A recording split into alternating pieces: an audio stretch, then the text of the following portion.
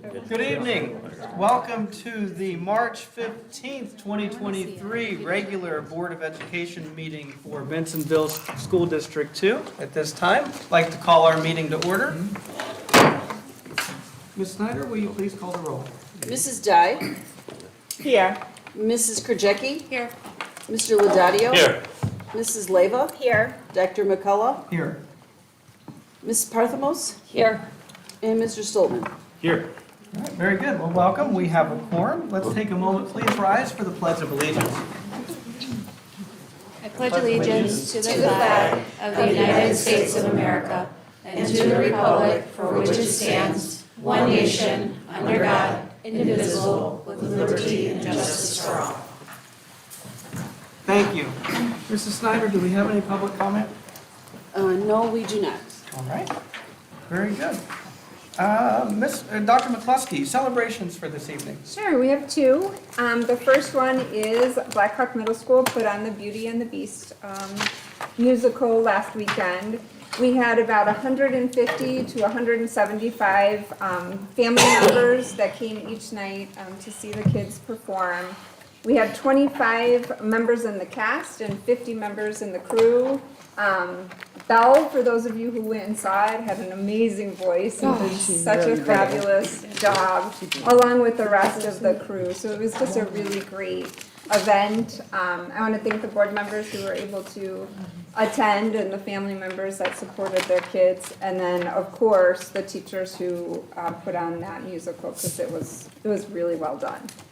The second one is we celebrated International Young Women's Day last week as well. I was lucky enough to be part of their panel over at Fenton, and all of our 8th grade girls were able to attend as well. They were able to ask a lot of really good questions about careers and opportunities and the pathway to get to those. So it was a really great event as well. Excellent. Well, thank you very much. Any board committee reports this evening? No? No? All right, very good, thank you. So that brings us to our administrative reports. Dr. McCluskey, announcements? Our only announcement is that the 5 Essential Survey is still up and running. We're asking our parents to participate and fill the surveys out. They are available until March 31st. Anybody who has children in the district can fill out the survey. And they can find the link online, right? Yes. Okay. Mr. Novak, FOIA report. Yeah, we had 6 FOIAs this month. I'm happy to answer any questions. Any questions on the FOIA reports that have been presented? All right, hearing none. 8th grade promotion, Dr. McCluskey. Yeah, so this is just more of an announcement that the 8th grade promotion will be on June 1st at Fenton High School. Okay. Any questions for Dr. McCluskey regarding 8th grade promotion? Is it going to be inside? It should be inside, yes. Okay. Yes. All right. How about the teaching and learning update? Dr. McCluskey, we've got the math pilot overview. Sure, I'm gonna go ahead and turn that over to Anne, and she's gonna share some details about the pilot. Good evening. I'm happy to share with you an overview of our upcoming elementary math pilot process. So we'll see how it's connected to the strategic plan, take a look at who the team members are, look at our process, and then the timeline. So everything is being driven by our district strategic plan. So as far as curriculum action steps, this is a key action to align our curricular resources. We'll be looking at an emphasis on utilizing instructional strategies to engage all of our students, making sure everyone has access, including to those students that need enrichment. We want to keep that in our mind as well. And then provide diverse learning experiences with a challenging curriculum. So you could see the members of our elementary math pilot team, which includes our UIC partners that the board has met. You saw our formation of the district math leadership team. This work isn't separate. It's all connected, and we are collaborating to make sure everything is aligned with our work that we're doing with the UIC project. And then I'm excited to highlight as well, you'll see BMS math teachers on the elementary math pilot, and that's truly based on our feedback and our goal with that vertical alignment. So we really want to have the 6-8 teacher perspective as well as we're looking through our potential resources.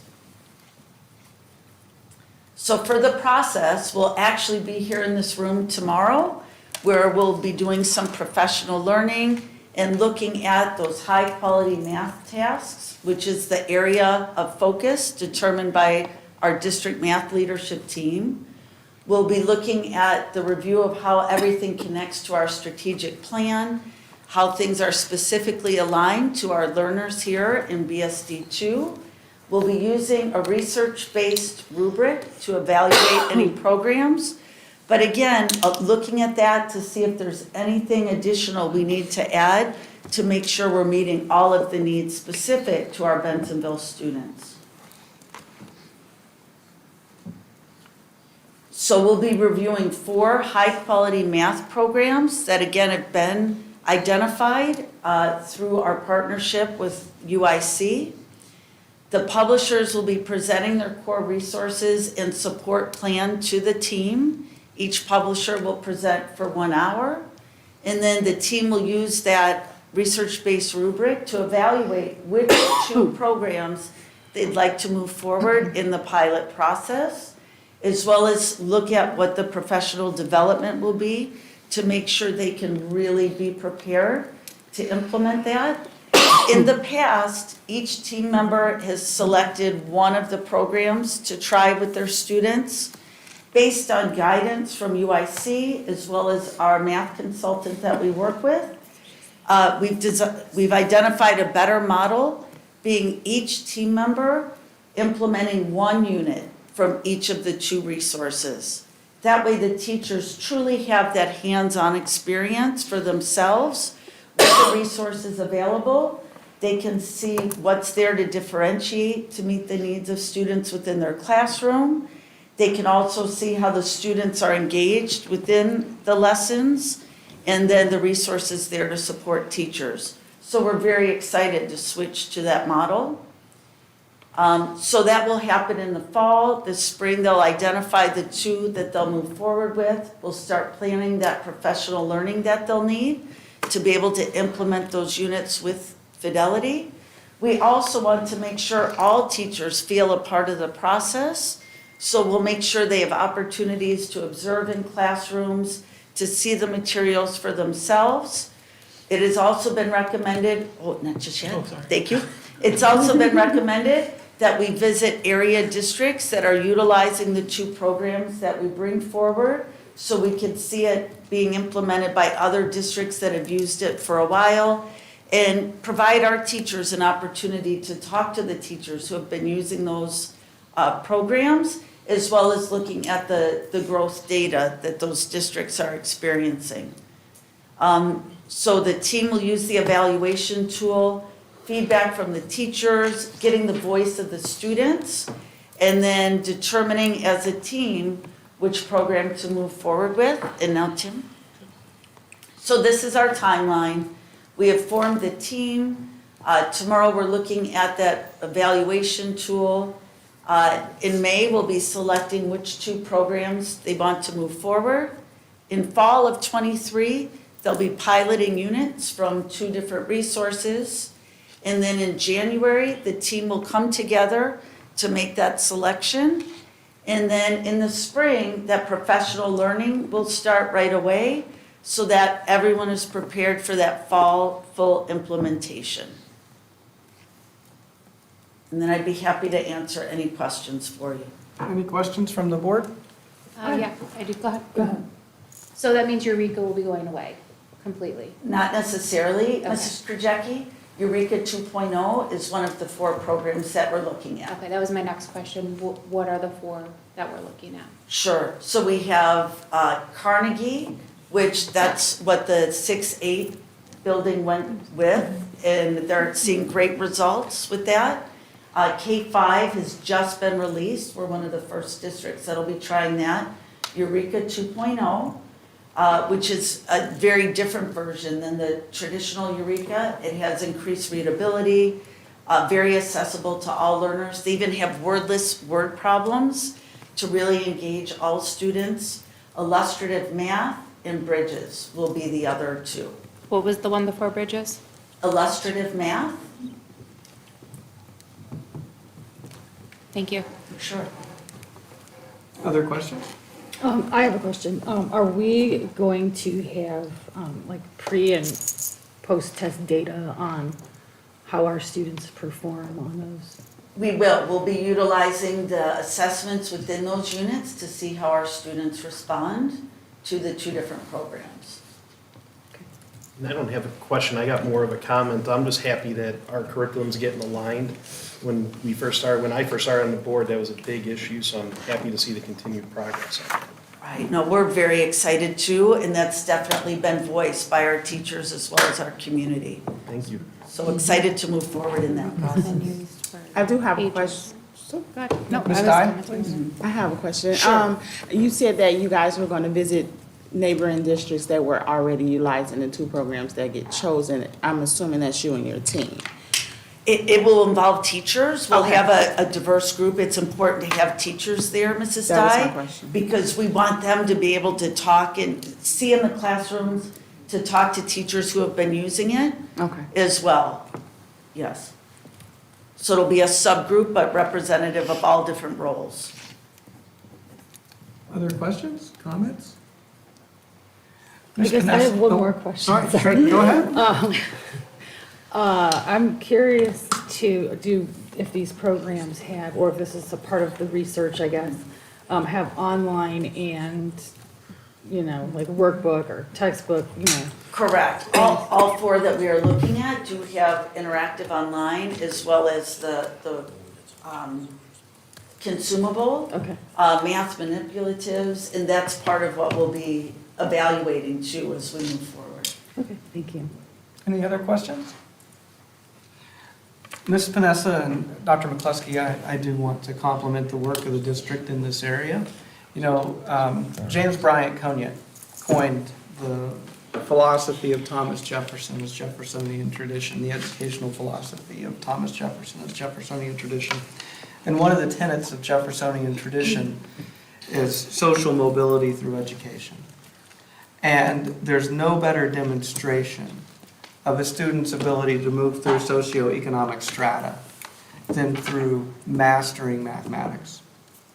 And mathematics cuts across all language barriers.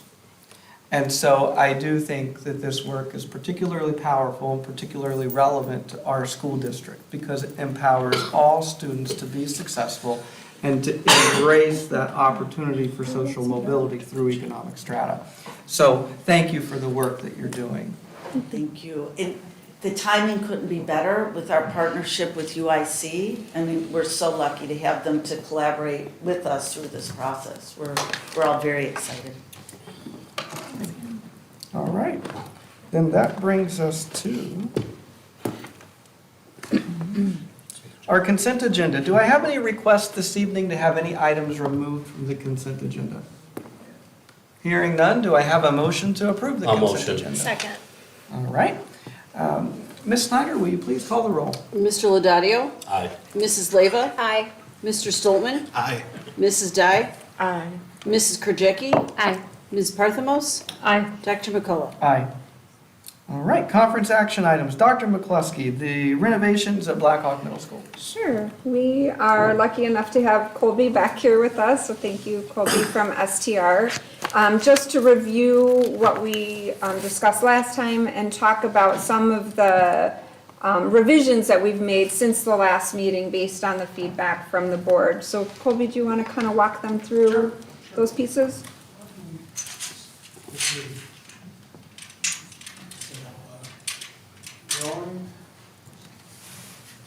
So, to summarize, we had presented three options for levels of renovation. The first one was approximately $9 million.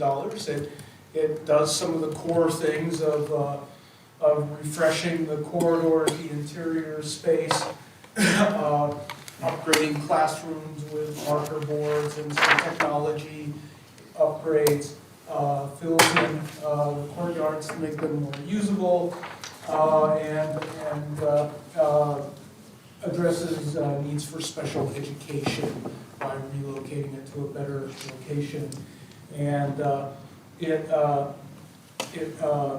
puts it at the heart of the building, and there's a little fitness addition. So this was kind of the basic thing. What it also did was add some small instructional spaces. We'll actually increase them, but took that space from the existing classrooms. So I'm going to go to the other end. At about $16 million, this kind of summarizes everything that was included in the wish list by everyone that was there, including instructional spaces, improvements to the main office, adding some enhancements to cafeteria, as well as those other basic things. It also added some classroom space when the small group flexible instruction spaces were put in. We lost some classrooms, so there was an addition there. So as a kind of a middle ground, which I think everyone was interested in, was about a $12.7 million scheme. And this does everything and really focuses in on improving the educational environment in the classrooms as well as the corridor by removing the small instructional spaces that were taking up space from the classrooms and relocating them to strategic locations. We lost some classrooms to do that, so there's a small addition to make up for that. So it's a net zero, and instructional spaces actually you get half a classroom left, flexible classroom left. So some of the comments that were made was how to make these small instructional spaces flexible. We're thinking that these rooms could be divided with movable partitions that would allow you to not only have them as small instructional spaces, but very instantaneously open them up to make them large classroom-sized spaces. So that kind of flexibility would allow you to have, groups from anywhere from like 2 to 3 to, full classroom size use in these spaces. Also, access to the courtyards. We're looking at adding doorways. We think it's very feasible to do that into the courtyard directly from the classroom, so classes could come out and use that space easily. Because the one adjacent. The one outdoor learning space right now only has one door to the outside. Yeah. The other one has multiple, but this one currently that Kobe's looking at. Right, so there is just the one door to this courtyard.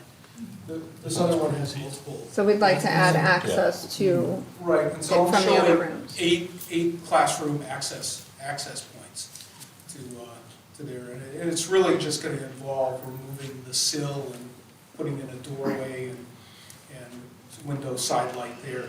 There's a couple of locations where there's some mechanical, but it's not a very big issue. Get rid of it. So that's really the high level portion of it. So access to the courtyard, flexibility. I think the key point is that instead of making these classrooms that have portions cut out, the classrooms are already fairly small.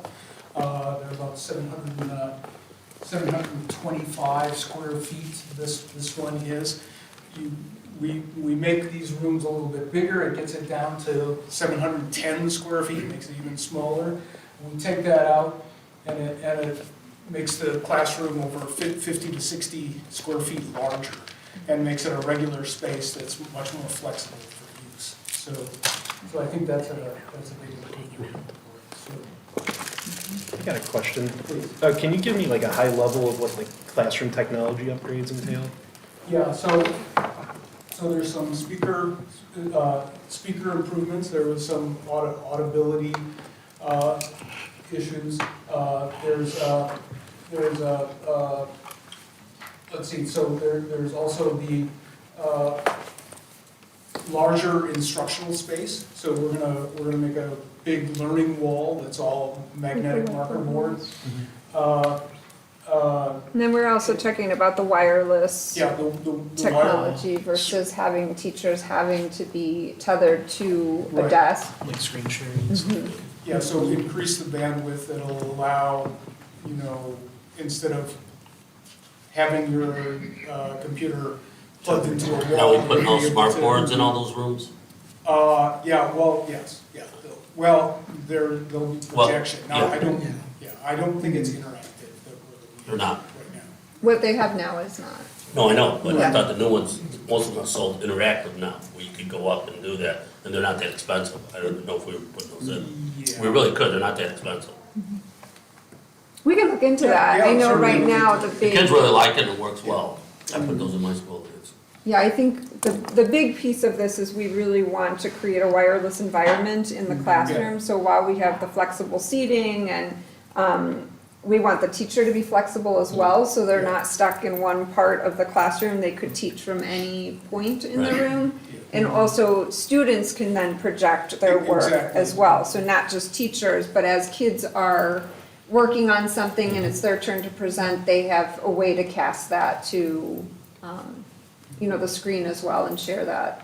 Right, so that's a lot of it is when you've got a tablet and you're able as a student to project up to Do that, there, right. you have that interactive ability on the screen that, that going up to just marking it is maybe not so important to do it from your You seat. can do them for both though. Yeah, both, Yeah. yeah. That's it. Thank you for me. Any other questions from the board?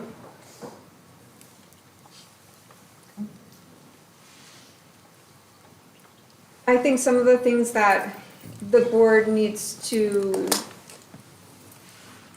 come to a determination on is whether or not the staining on the outside of the building is of importance to the board for this project or something that you may want to consider later. That factors into this. Sorry. Oh, I was gonna say that factors into this, and something for the board to consider. I'm gonna say no. Yeah. I drove by when we left last time. I think it looks fine out there. I don't wanna make it all white. You're gonna, I don't know. And I the didn't like it at focus- first, when we first brought it in. Well, If the we wanna focus- do something later, we can, but, I have a question. It is severable, yeah. yeah, And the focus of this really has Is been on inside. pedagogy Yes. from the beginning. Ms. Dye? it's learning environment. Learning, yeah. Come on, what do you got? The whitewashing on the outside, is that included in this price or is that separate from the price? That was included. It was in- Okay, so if we That's remove this it, red line coming around the outside, yep. okay, gotcha. Thank you. Also the front office renovation was a piece in the $16 million, option. That's something that the board could decide to do during this renovation or something that could be determined to do later. As well as in can you present the 16 million one, Colby? Thank you. I think the biggest thing for the board to consider is the additional classrooms off of Blackhawk. So in the $12 million option, we have 2 additional classrooms. That really is just replacing the classrooms that we are utilizing for these intervention spaces.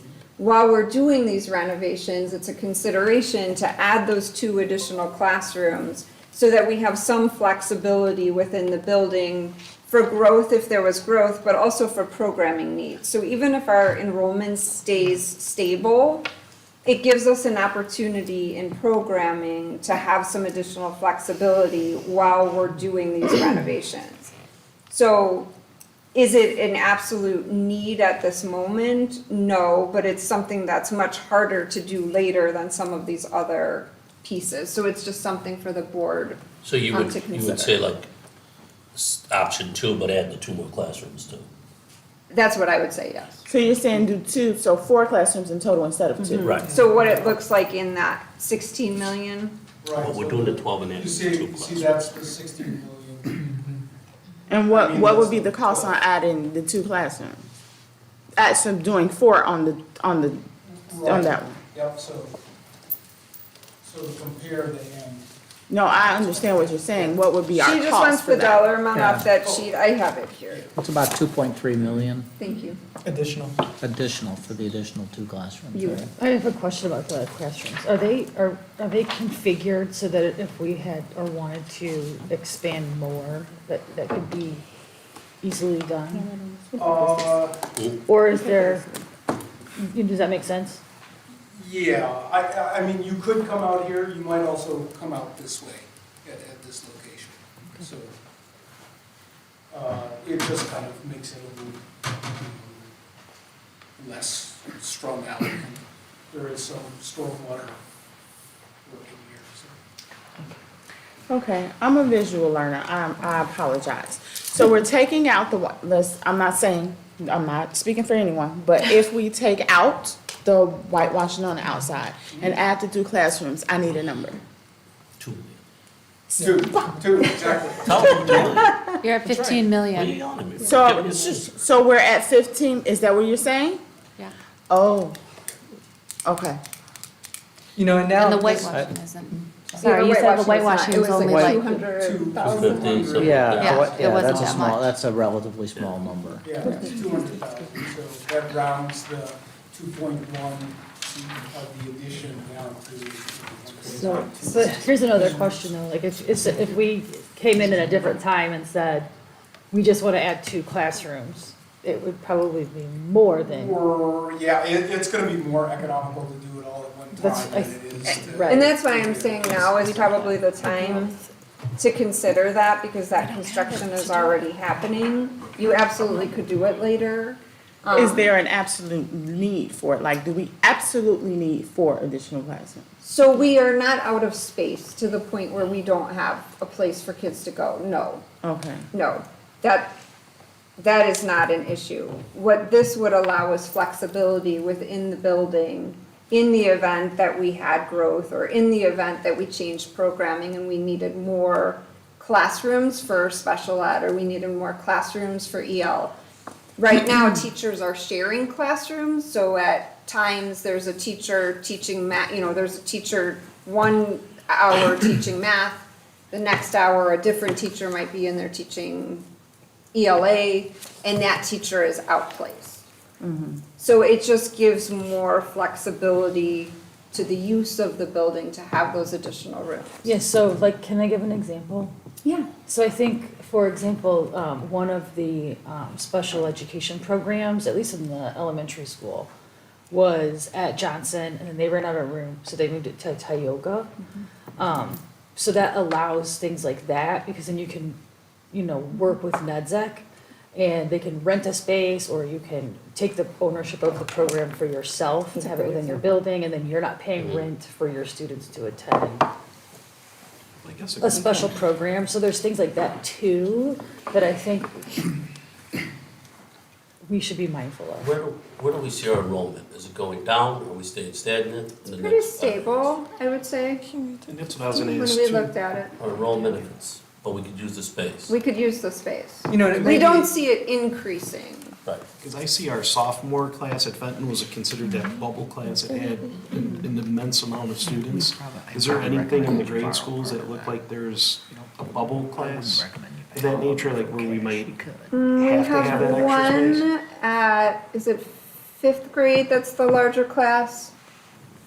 4th grade, there's one that's larger. I think it's 5th grade. Yeah. Because I want to say last year it was 4th grade. Okay, Is it yeah, I knew there was one, Not as but big as the bubble that we had several years ago, though, right? It's smaller than that, isn't it, Cindy? I have numbers from beginning of the year. So I'm just trying to think, if we don't have a bubble class even in 1st grade, can we project if we need that much room right now, that's all. Well, I Trying to think, figure out. I think one thing we need to look at now that's germane to this issue is, Mr. Novak, would you be willing to share with us, just as a reminder, I know we all know, but I want to be sure everyone's aware and the community has an opportunity to be fully aware, what our funding strategy for this Well, project that's what I was gonna ask. Yeah. Let him, he's the Yeah, money guy. that's How right. much can we afford on this without hitting the taxpayers? Exactly. You That's- you could pick any of the options without having to raise taxes. There is a tax already in place that would support some additional debt. So probably my recommendation this summer would be to look at that and say, well, with that tax out there, we'd borrow a little bit of this, probably 3 million or so. But we do have And then some in our reserves. And then We spend the have to- rest out of reserves. That's right, and so- I mean, we've. So we can afford it. You can Yeah. definitely afford it. And one thing that I think I want to be sure everyone is clear about, we are not seeking a referendum or any additional funding sources externally to pay for this project. This is a project that will be able to be paid for completely from district funds.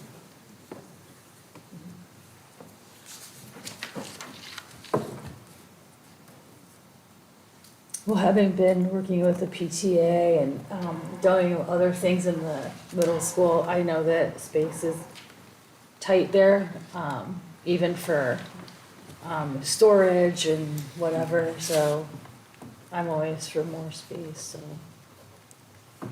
We're also very limited in terms of opportunities for growth, should we ever have a population increase.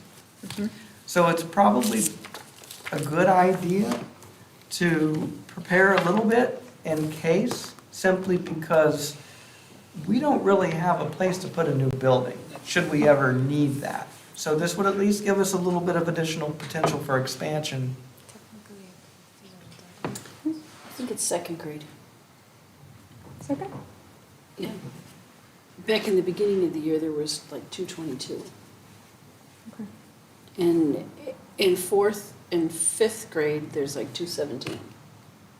Ish. Should go a little higher. Thank you. Do it now or pay double when we do it later. I have one more question. Would it, since they want to redo the main office, is there any feasibility to like making the front office space a classroom and then making any of that a new office? Main office? I think that would be in the wrong end of this would be in the wrong end of the building. I mean, but would it matter if it was in a different part of the building? It's the office now is what controls the access to the building, the security to the building during, non-dismissal and entry times. So that would force the main entry of the building, I think, down to the far end of the building.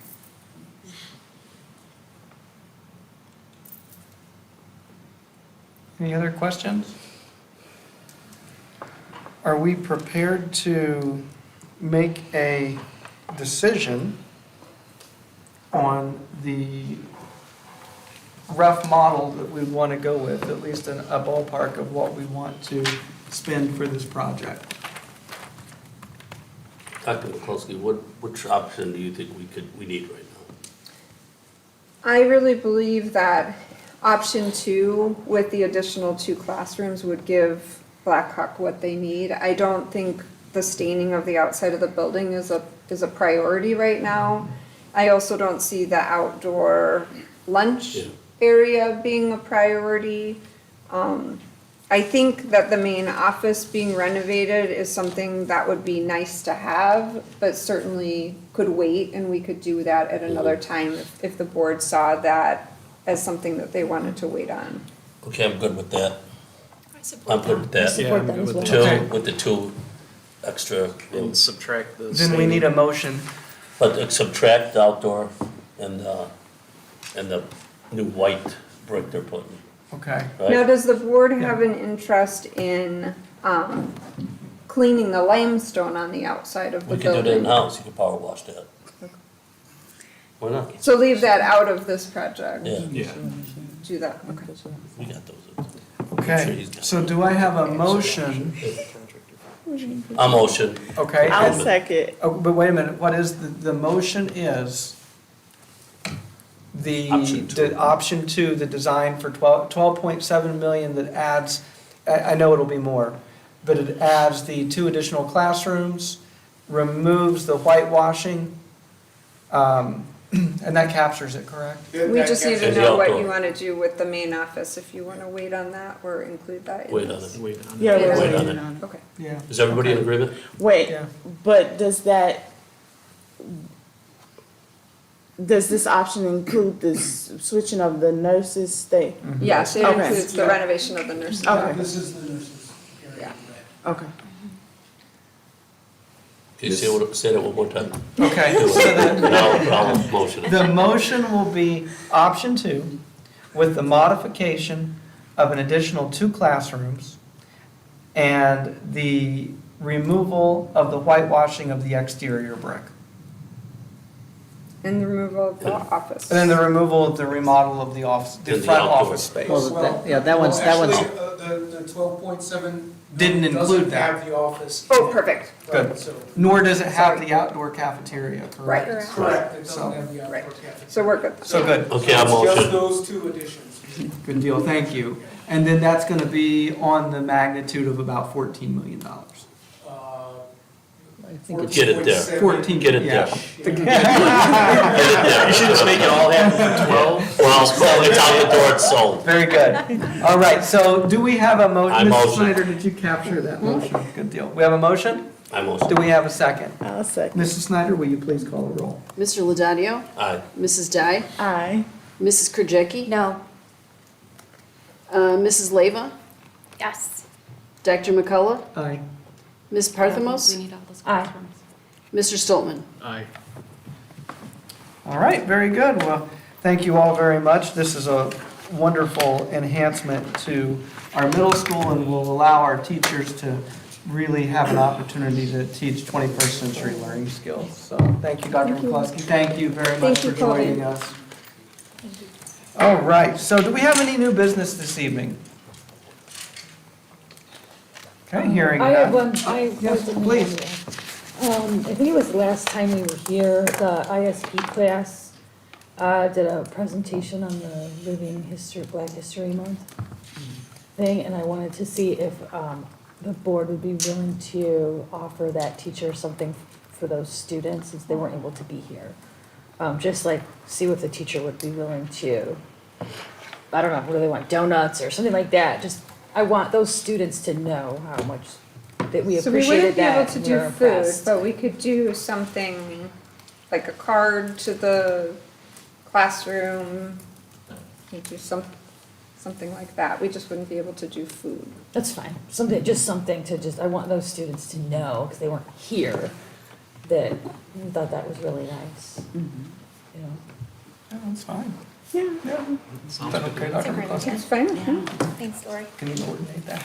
Sure. What's the board looking to do, like a card to the classroom or? I mean, at least a card, but if we could, whatever, I don't know what the needs are, maybe a game or a couple books, or, I Let don't me know. reach out. I'll reach out. Always books, right? They're like, of course. Any other new books. business this evening? All right, hearing none. We do have a need for closed session this evening. We're going to need to enter into closed session for matters concerning collective bargaining, and we also have a personnel issue, and then any additional matters that fall under the purview of the Open Meetings Act. So do I have a motion to enter into executive session? Motion. Second. All right. Ms. Snyder, will you please call the roll? Mr. Stoltman? Aye. Mrs. Leva? Aye. Mrs. Dye? Aye. Mrs. Krajewski? Aye. Mr. Laudadio? Aye. Dr. McCullough? Aye. Ms. Parthamos? Aye. All right, very good. Well, we will be entering into closed session. Thank you all for joining us this evening. You're welcome to hang around and come back and join us when we adjourn. But we'll enter into closed session at this time. We're not taking any action. No.